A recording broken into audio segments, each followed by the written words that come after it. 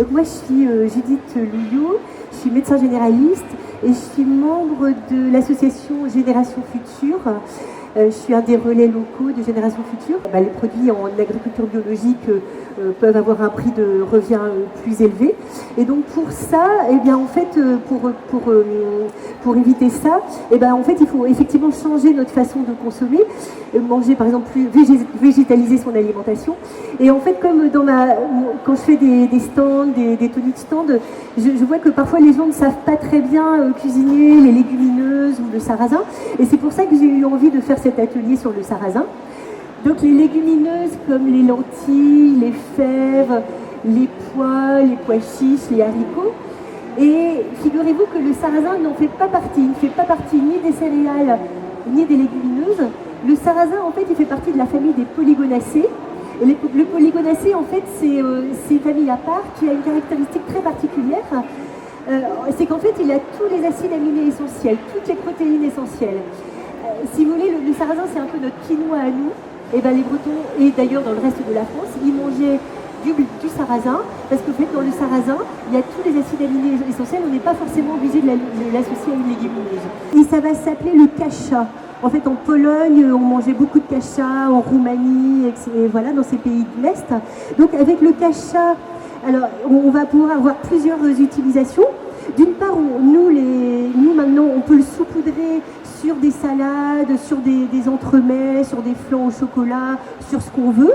Et ça va apporter du croquant et ça va être tout à fait délicieux. D'autre part, on peut s'en servir en infusion, par exemple. Le sarrasin grillé, une cuillerée à soupe dans un mug. Et ça va vous donner une boisson sans théine, mais qui se rapproche vraiment du thé. C'est très facile à faire et voilà, ça peut être une piste. Et après, le sarrasin, donc après la graine de sarrasin, soit donc grillée qui sera du kasha ou pas grillée, parce que c'est aussi possible, on va pouvoir la faire cuire. Et là, il y a quelques petites choses à savoir. Et après, on va pouvoir l'accommoder de tout un tas de manières, comme du riz, comme des pâtes, en gratin, en galettes de céréales. Enfin, toutes les céréales que vous utilisez, le blé, l'épeautre, le millet, etc. Toutes vos recettes, vous pouvez les remplacer par du sarrasin. Donc là, nous, on va faire du kasha, du sarrasin grillé, mais cette étape n'est pas obligatoire à la cuisson du sarrasin. On n'est pas obligé de le faire griller. Mais ça apporte quelque chose, gustativement, ça apporte quelque chose parce que ça devient croquant. Quand on le consomme juste comme ça. Et puis même si on s'en sert de façon pour la cuisine, il va avoir un petit goût, ça renforce son petit goût de noisette, on peut dire. Vous voyez. Donc le principe, c'est que pour un volume de sarrasin, vous mettez exactement 1,5 volume d'eau. Voilà, il faut juste savoir ça. Donc on va le faire griller simplement à sec pendant 5 minutes, mais il faut surveiller, il ne faut pas que ça noircisse trop. Ça doit prendre une jolie couleur un petit peu rougeâtre. De prendre par exemple une cuillère à café de sel que vous moulez, que vous écrasez, et vous mettez par exemple un quart de cuillère à café de piment d'Espelette, quelques baies roses écrasées, et avec ça vous pouvez faire... Vous mélangez tout une fois qu'il est grillé et en fait vous aurez du gomasio, sauf qu'il sera au lieu d'être à base de sésame, il sera à base de graines de sarrasin.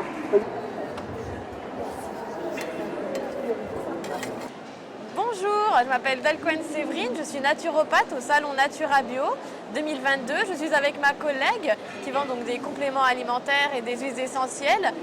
Moi, en tant que naturopathe, je suis amenée donc à conseiller donc des produits naturels et bio pour la santé, retrouver son équilibre. Donc, soit avec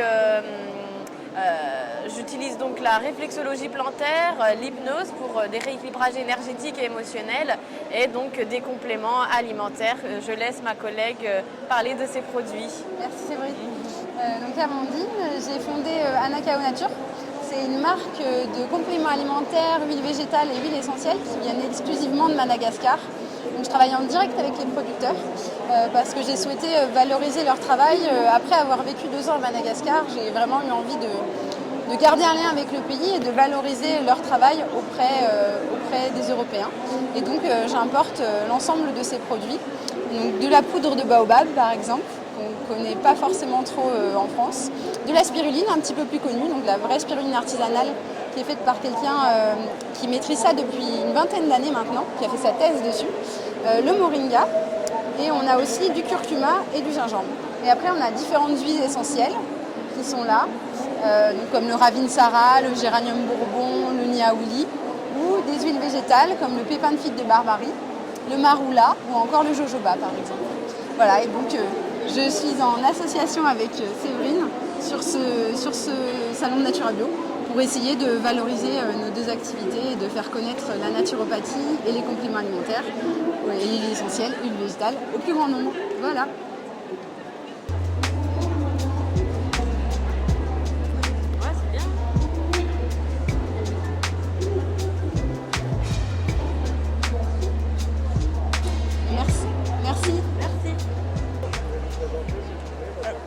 Alors, donc, je suis Isabelle Marien, je suis artisan pastier installé depuis 1 an à Cauchy-à-la-Tour dans le Pas-de-Calais, une quinzaine de kilomètres de Béthune.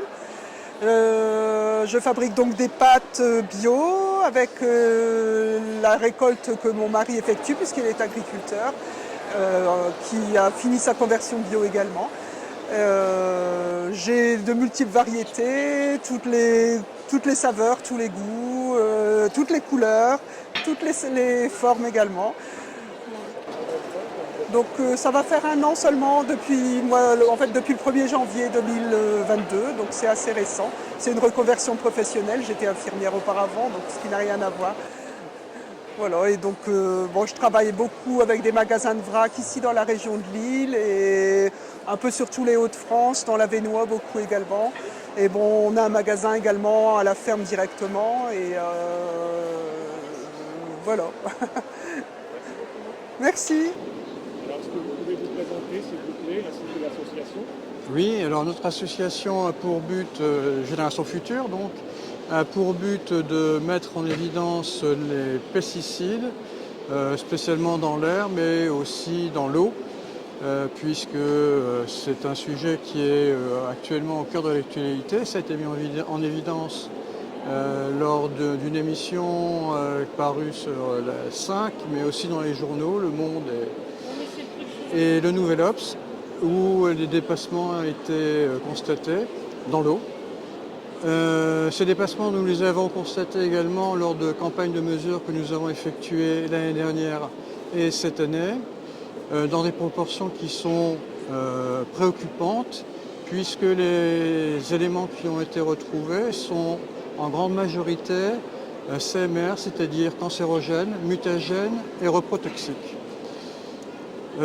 Donc notre association travaille au niveau national, mais elle fait aussi partie d'une association internationale européenne, PAN, Pesticide Action Network, qui nous permet de travailler donc avec différents pays d'Europe pour obtenir notamment des ICE, ce que nous avons fait très récemment. Et cet ICE a pour but de provoquer une réaction de la Commission européenne qui va être obligée d'apporter une réponse aux questions qui ont été posées, donc notamment sur l'emploi des pesticides et leur devenir. Alors il est évident que notre souhait à nous, c'est de voir les pesticides disparaître le plus rapidement possible. On se donne quand même un horizon 2035. On est parfaitement conscient que les agriculteurs ne peuvent pas passer du jour au lendemain à un usage, à se passer des pesticides. Mais néanmoins, il s'agit encore là d'un enjeu de santé. Donc on ne comprendrait pas que ça puisse être différé, ce qui est malheureusement trop souvent le cas, puisque c'est un problème qui est nié. Il faut savoir quand même que les pesticides ne font pas partie des éléments suivis, notamment par Atmo, ce ne sont pas des éléments réglementaires. Donc même si ils sont extrêmement préoccupants pour la santé de tout un chacun, eh bien, ils ne sont pas suivis. Nous sommes les premiers à le regretter. On nous parle très souvent de faire en sorte que légalement elle le soit, mais il ne se passe rien. Voilà, donc nous continuons à militer pour que ces pesticides soient pris en compte de manière beaucoup plus rigoureuse notamment pour la santé des personnes, des enfants, personnes âgées, et aussi, comme le nom de l'association le rappelle, pour les générations futures. Bonjour, donc nous sommes une microbrasserie appelée La Frane, située à Le Sel, près de Saint-Amand-les-Eaux, entre Valenciennes et Orchy, à une demi-heure d'ici à peu près. Et nous sommes donc au salon Natura Bio à l'île Grand Palais pour présenter donc notre première cuvée, notre premier brassin de la blonde, et à 6,5 degrés, la voici. Donc brassée, embouteillée à Le Sel, bière bio, artisanale, avec une refermentation en bouteille. On a... De quoi? Les maltes et le bon, vas-y. Oui, donc un malt, le malt qui vient justement de AproBio, certifié bio de France. Et les houblons donc, qui viennent de la ferme de la Clairvoie à Métérène, donc de chez Riquier. On prend tous nos houblons là-bas, donc c'est une ferme qui est dans les Flandres, là un peu plus haut. On travaille qu'avec des produits fermiers locaux. Et voilà, donc là pour l'instant, on vous propose, donc vous avez goûté vous-même, notre bière en pression tout à l'heure. Et on la propose en bouteille. On a la bière de Noël qui est en train de refermenter en bouteille chez nous, qui sera disponible d'ici une dizaine de jours, début mi-décembre. Et on a la triple qui est dans les cuves que l'on mettra en bouteille la semaine prochaine et après à compter une refermentation de 3 semaines. Voilà.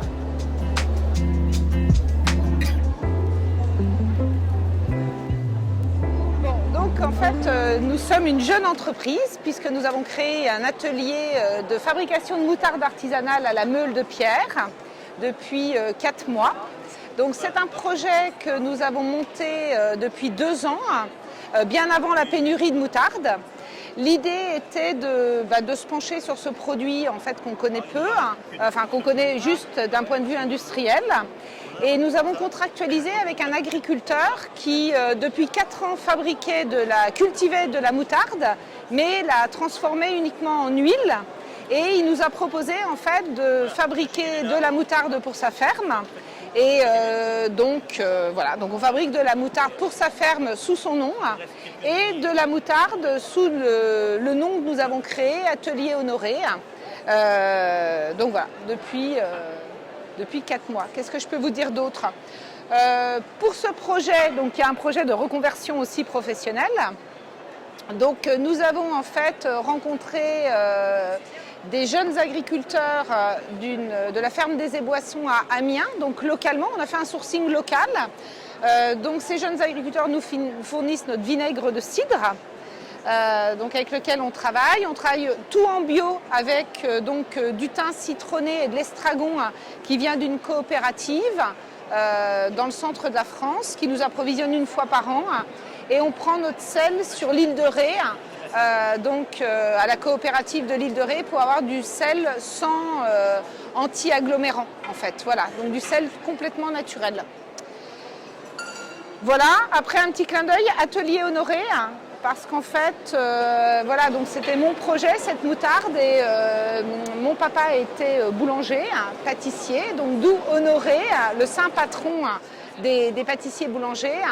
Et Honoré, en fait, était évêque d'Amiens. Donc comme on vient d'Amiens, c'est un clin d'œil à mon papa boulanger et au papa de Cyril, mon époux, qui était pâtissier. Voilà l'idée.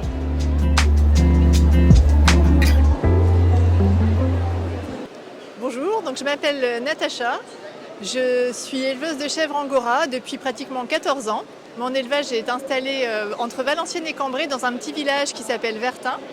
Et donc je récupère le poil de mes chèvres pour confectionner différents vêtements qui tiennent bien chaud, qui sont très doux et très légers.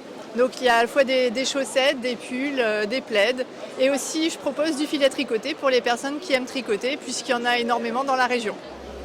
Je suis Anne-Laure Benatar, thérapeute psychocorporelle et autrice du livre « Se reconnecter à son âme grâce à la visualisation » aux éditions Jouvence. Qu'est-ce que la visualisation? Finalement, c'est une méthode qui existe depuis toujours, une pratique ancestrale. Et pourtant, aujourd'hui, dans notre quotidien si chargé, il peut être parfois intéressant de fermer les yeux, de se centrer sur soi pour imaginer autre chose. À travers cette visualisation, on peut ressentir des bienfaits particuliers. Une détente, un relâchement et peut-être également un mieux-être sur différents plans. Que cela soit sur les plans corporels, émotionnels, mentaux, même spirituels. Le principe de la visualisation, c'est que le cerveau prend les images pour la réalité et déclenche des processus hormonaux, la dopamine, l'hormone de la bonne humeur, les endorphines, l'hormone du bonheur et l'ocytocine également. Et tout cela permet à la fois un relâchement au niveau corporel, émotionnel, mais également une détente au niveau mental et spirituel.